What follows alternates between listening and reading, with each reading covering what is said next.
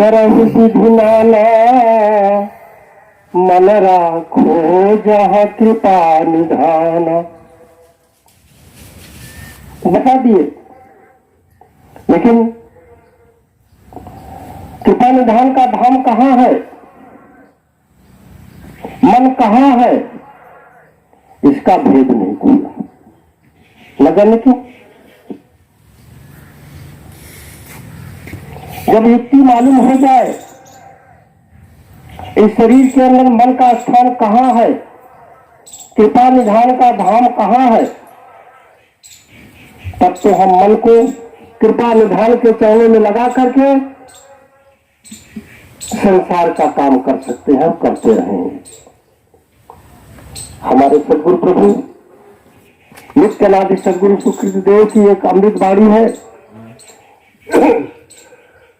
किया तन में मन कहाँ बसत है, निकस जाय के ही ठोर, गुरुगम हो तो परख लो नाही करे गुरु। नित्यानादि सदगुरु सुखदेव ने संसार के तमाम सारे ऋषियों, महर्षियों, पंडितों और वैज्ञानिकों से, बुद्धिजीवियों से प्रश्न किया, और आज तो विहंगम युग में प्रवेश करने के बाद कई विशेषज्ञों से हमारा सामना हुआ, जो जीवित और डेड बॉडी दोनों का पोस्टमार्टम एक नहीं सैकड़ों हजारों की संख्या में कर चुके थे। लेकिन जब उसे पूछा कि मानवर, इस शरीर के अंदर मन कहाँ रहता है, कहाँ मिला आपका, उसका स्वरूप क्या है, उसका आकार, उसकी बनावट क्या है, उन्होंने कहा ये सब तो कुछ नहीं मिलता, हम लोग तो वही जो बुद्धि है, ब्रेन, उसी को मानते हैं। तो फिर मन की चर्चा समाज में युगों युगों से चलती आई है, ऐसा क्यों?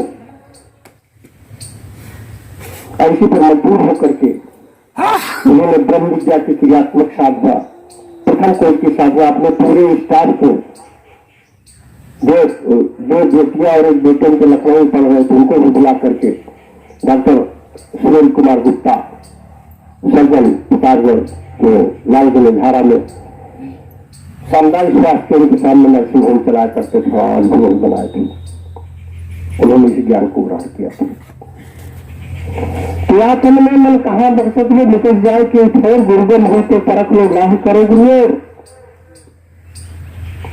ये बता दें शरीर के अंदर मन कहाँ रहता है और उसको कैसे एकाग्र कर दे, जिस काम में हम चाहे उसमें लगा दे, अर्थात मन हमारे वशीभूत हो जाए, मन हमारे अधिकार में आ जाए। इसी प्रसंग को दर्शाते हुए नित्यानंद सदगुरु कबीर साहब ने कहा कि बोलो संतो अमृत वाणी, बरसय कंबल भीजय पानी। वाह, कितनी गजब की अमृत वाणी। लेकिन संसार के लोगों ने इसका नाम दे दिया उलटवासी। जो सीधा कहे उसको इस संसार के लोग उल्टा कहते हैं, उल्टा बताते हैं। वो चाहते हैं कि जिस रास्ते पर मैं चल रहा हूं उसी रास्ते पर दुनिया चले, तभी तो सीधा है। अगर हमारे मन के अनुकूल नहीं चल रहा है तो उल्टा है। तो वास्तविकता यह है कि हमारे शरीर का संचालक जो आत्मा है, उसके अनुरूप मन को काम करना चाहिए। जो आत्मा कहे उसके अनुरूप अगर हम काम करें तब तो सही है। यही उद्देश्य है मानव शरीर का। लेकिन हमारी आत्मा भी मन की गुलाम हो गई है। मन को खुश करने के लिए हमारी आत्मा भी राजी हो जाती है कोई भी संसार का कार्य करने के लिए। अक्सर हम कहते हैं कि आज इस काम को करने के लिए मन नहीं रहा। हमने कल यही मास्टर साहब के आवास पर बैठ करके 25-30 लोगों को व्यक्तिगत रूप से फोन किया, उसमें से 5% भी लोग नहीं आए जिनको व्यक्तिगत हमने फोन करके बात किया था। दूसरे लोग आ गए। मन का खेल है, क्योंकि मौसम भी साफ है, कोई लगन भी नहीं है कि शादी विवाह का दौर चल रहा है, खेती किसानी का भी कोई काम नहीं है, लेकिन मन आत्मा के अनुकूल नहीं कार्य कर रहा है, बल्कि मन को खुश करने में आत्मा भी लग गई है। और जिस दिन इसका भान हो जाएगा, इसका अनुभव हो जाएगा, और सदगुरु की कृपा से जब पता चल जाएगा कि मन कहाँ है इस हमारे शरीर के अंदर,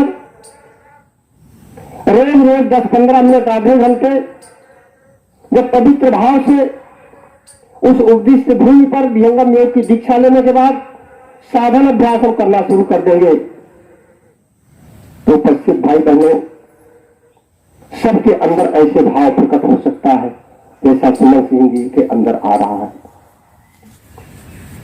क्या बढ़िया बात कही। कोई भी काम करती रहती हूं, लेकिन मेरी चेतना सदगुरु प्रभु के कहने में लगी रहती है। ये स्थिति हमारे आपके साथ भी हो सकती है, और इनके अलावा भी सत्संग स्थल पे ऐसी आत्माएं हैं जो इनसे भी आगे का अनुभव कर रही हैं। तो इस प्रश्न का उत्तर नित्यानंद सदगुरु सुखदेव की इस वाणी का उत्तर महर्षि सदाफल देव जी ने दिया। खोजा इस शरीर के मन के अंदर मन कहां रहता है, यहां तक कि उन्होंने उसकी दौड़ भी नाप ली, चाल भी नाप ली। 1 सेकंड में 1,85,000 किलोमीटर की रफ्तार से मन दौड़ता है, और एक समय में इसकी विशेषता, एक समय में केवल एक ही काम कर सकता है, 2 काम नहीं कर सकता। हम अनुभव करते हैं कि हम 1 साल गाड़ी पर मोटरसाइकिल या साइकिल से या 4 व्हीलर से जा रहे हैं, गाड़ी भी ड्राइव कर रहे हैं, फोन पर किसी से बात भी कर रहे हैं, नेत्रों से हाथों से किसी को किसी प्रकार का संकेत भी दे रहे हैं। अर्थात हम अनुभव करते हैं कि अब एक समय में कई काम कर रहे हैं, लेकिन ऐसा ही नहीं, हम समझ नहीं पाते हैं। एक प्रत्यक्ष उदाहरण, एक पंखा चल रहा है जिसमें 2-5 कुछ भी पंखड़ियां हो। जब एक तीव्र गति से राउंड कर रहा है तो उसकी पंखड़ियों को हम नहीं गिन सकते हो, जबकि उसका राउंड 1 मिनट में कितने चक्कर होता है, ज्यादा से ज्यादा 300-400-500 इतने चक्कर लगाता है, लेकिन हम नहीं गिन पाते हैं। और जिस मन की चाल 1,85,000 किलोमीटर 1 सेकंड की है, अब मिनट और घंटे में निकालेंगे तो गुणा करके देख लिया भैया, उसको कैसे समझ सकते हैं।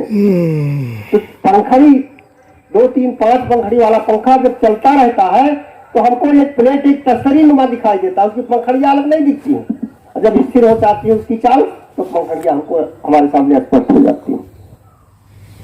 तो एक समय में हम एक ही काम करते हैं। हम सत्संग में आए हैं, अगर सत्संग में बैठ करके किसी दूसरी तरफ हमारी चेतना जाती है तो सत्संग की बात, सत्संग में हम बैठे हैं लेकिन सत्संग हमारे अंदर नहीं बैठ रहा।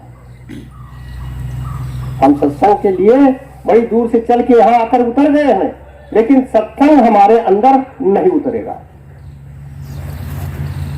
यही विशेषता है इस विहंगम योग की।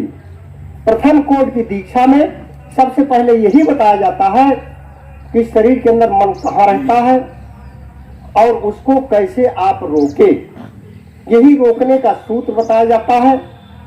तो आप जानते हैं कि आप तमाम विद्वान भी बैठे हुए हैं, छोटे से सूत्र से बड़े प्रश्न का उत्तर हल हो जाता है।